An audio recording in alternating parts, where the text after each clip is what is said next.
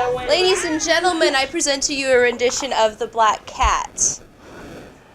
One night, as I sat half stupefied in a den of more than infamy, about halfway through the story, sorry, my attention was suddenly drawn to some black object, reposing upon the head of one of the immense hogsheads of gin, or of rum, which constituted the chief furniture of the apartment.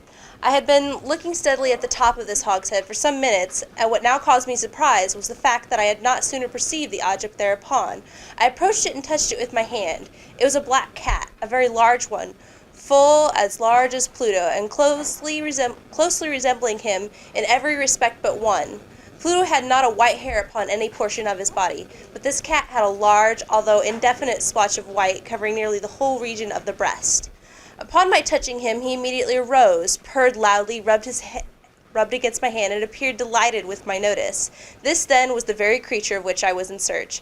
I at once offered to purchase it of the landlord, but this person made no claim of it, knew nothing of it, had never seen it before. I continued my caresses, and then, as I prepared to go home, the animal evinced a disposition to accompany me. I permitted it to do so, occasionally stooping and patting it as I proceeded. When it reached the house, it domesticated itself at once and became immediately a great favorite with my wife, like any normal cat. For my own part, I soon found a dislike to it arising within me. This was just the reverse of what I had anticipated, but I know not how or why it was. Its evident fondness for myself rather disgusted and annoyed. By slow degrees, these feelings of disgust and annoyance rose with the bitterness of hatred. I followed the creature, a certain sense of shame, and the remembrance of my former deed of cruelty preventing me from physically abusing it. I did not for some weeks strike or otherwise violently ill-use it, but gradually, very gradually, I came to look upon it with unutterable loathing, to flee silently from its odious presence, as from the breath of a pestilence. What added, no doubt, to my hatred of the beast was the discovery on the morning after I brought it home, that, like Pluto, it also had been deprived of one of its eyes. This circumstance, however, only endeared it to my wife, who, as I have already said, possessed, in a high degree, that humanity of feeling which had once been my distinguishing trait, and the source of many of my simplest and purest pleasures. With my aversion to this cat, however, its partiality for myself seemed to increase. It followed my footsteps with a pertinacity which would be difficult to make the reader comprehend. Whenever I sat, it would crouch under my chair or spring upon my knees, covering me with its loathsome caresses. If I arose to walk, it would get between my feet and thus nearly throw me down, or, fastening its long and sharp claws in my dress, clamber in this manner to my breast. At such times, although I longed to destroy it with a blow, I was yet withheld from so doing, partly by a memory of my former crime, but chiefly, let me confess it at once, by absolute dread of the beast. This dread was not exactly a dread of physical evil, and yet I should not be at a loss how otherwise to define it. I am almost ashamed to own, yes, even in this felon's cell, I am almost ashamed to own, that the terror and horror with which the animal inspired me had been heightened to one of the merest chimeras it would be possible to conceive. My wife had called my attention more than once to the character of the mark of white hair, of which I have spoken, and which constituted the sole visible difference between the strange beast and the one I had destroyed. The reader will remember that this mark, although large, had been originally very indefinite, but by slow degrees nearly imperceptible, and which for a long time my reason struggled to reject as fanciful, it had at length assumed a rigorous distinctness of outline. It was now the representation of an object that I shuddered to name, and for this, above all, I loathe and dread, and would have rid myself of the monster had I dared. It was now, I say, the image of a hideous, of a ghastly thing, of the gallows. O mournful and terrible engine of horror and of crime, of agony and of death! And now, as I indeed wretched beyond the wretchedness of mere humanity, and a brute beast, whose fellow I had contemptuously destroyed, a brute beast, to work out for me, a man, fashioned in the image of the high gods, so much of insufferable woe, alas, neither by day or by night knew I the blessing of rest any more. During the former, the creature left me no moment alone, and in the latter I started hourly from dreams of unutterable fear, to find the hot breath of the thing upon my face, and its vast weight, an incarnate nightmare that I had no power to shake off, incumbent eternally upon my heart. Beneath the pressure of torments such as these, the feeble remnant of the good within me succumbed. Evil thoughts became my sole intimates, the darkest and most evil of thoughts. The moodiness of my usual temper increased to hatred of all things and of all mankind, while from the sudden frequent and ungovernable outbursts of fury to which I now blindly abandoned myself. My uncomplaining wife, alas, was the most usual and the most patient of sufferers. One day she accompanied me upon some household errand into the cellar of the old building which our property compelled us to inhabit.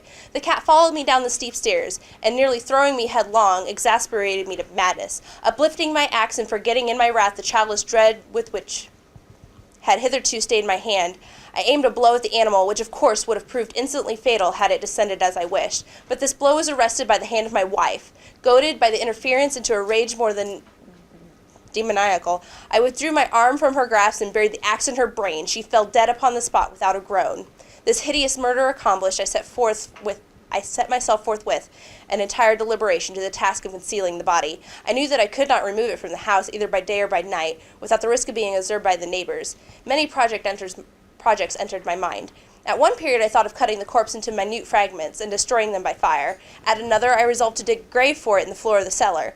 Again, I deliberated about casting it in the well in the yard, about packing it in a box as if merchandise with the usual arrangements, and so getting a porter to take it from the house. Finally, I hit upon what I considered a far better expedient than either of these. I determined to wall it up in the cellar, as the monks of the Middle Ages are recorded to have walled up their victims. For a purpose such as the cellar was well adapted.